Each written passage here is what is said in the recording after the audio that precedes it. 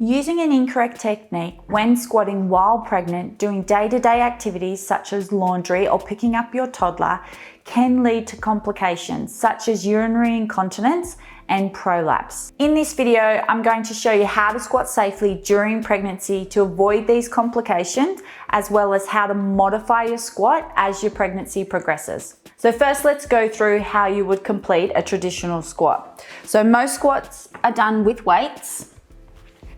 You want to start with your heels just on the edge of your mat, feet slightly turned out so that you can just create a bit more space for that growing belly. Then before we go into your squat, you just want to check in with your pelvic floor and your lower abs to make sure that they are awake and doing their job. So first thing is you just want to take an inhale breath and feel the sit bones widen. And then as you exhale, you just feel that gentle lift up and in through the pelvic floor, and you'll feel that gentle hugging of your belly towards the spine. So that just makes sure that yes, your pelvic floor and your core is on and it is now safe to move. So from there, we want to inhale as we lower, maintaining a neutral position in the lower back, and then exhale to come back up. So inhaling down, exhale to come back up. So if you feel at any point through that squat that you start to feel a bit of heaviness down through the vagina or rectum, or maybe you start to leak a little bit of urine, it is time to move on to the next modification. And it's simple, just take away the weight. But to ensure that you get that workout you're looking for in those legs, you can add a pulse. So again, we just have the heels on the outside of the mat, slight turn out. Check in with that pelvic floor and lower core connection. Inhale, release. Exhale, lift up through the pelvic floor, wrap below the belly button. Inhale to lower. Exhale, come up. And we can just add in a nice pulse variation just to add in a little bit of extra work. So again, if you feel that at the bottom of that squat, you start to get a sensation of heaviness or dragging through the vagina or the rectum, or again, you get maybe a sudden urge to go to the bathroom, it is now time to modify the squat again. So usually what happens is when our legs are wide apart for that squat, our pelvic floor muscles are stretched. So when you're in this wide squat position, it makes it very hard for your pelvic floor muscles to come on, because the wider your legs are apart, the more stretched they are. So the next modification, it is simple. All you do is just bring your feet a bit closer together. You still have a nice turn out with the toes just to create that space for the belly, and you can still go through your squat range.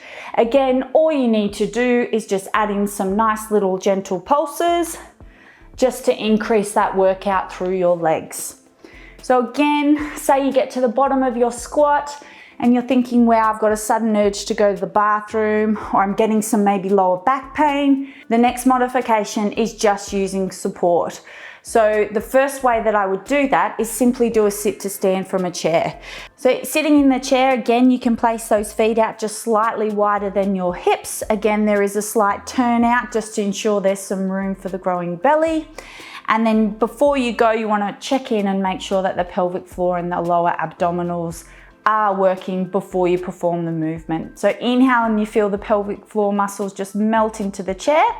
And then as you exhale, you feel that drawing up and away from the chair as you feel that gentle wrapping below the belly button. So from here, you will just exhale as you come up, inhale, lower and tap down, and then press up again through the heels. If you want to challenge the strength in your legs as well as a bit of balance challenging as well, you just come up, raise up onto the calves and come back down.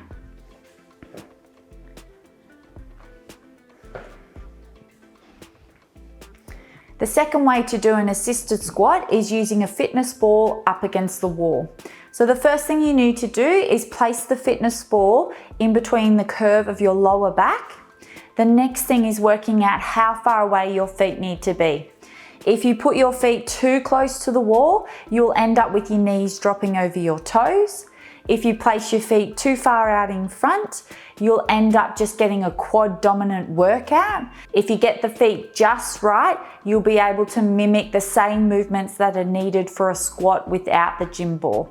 So once you find this distance, you want to keep the curve of the lower back in contact with the ball as you squat down. So you want to inhale at the top of your squat, making sure that you relax that pelvic floor.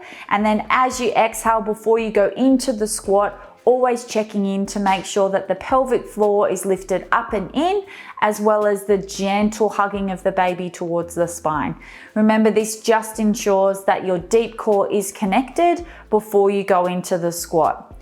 Once you have connected, take that inhale as we lower, still imagining that there is a chair behind you and you are going to sit down into it. Then as you press back up, you want to exhale, pressing through those heels, wrapping through the glutes as you stand up nice and tall. Keeping your core strong throughout pregnancy helps with the delivery process as well as speeds up your recovery postpartum. Check out this video next for a 10-minute core exercise program which is safe to do throughout every trimester of pregnancy.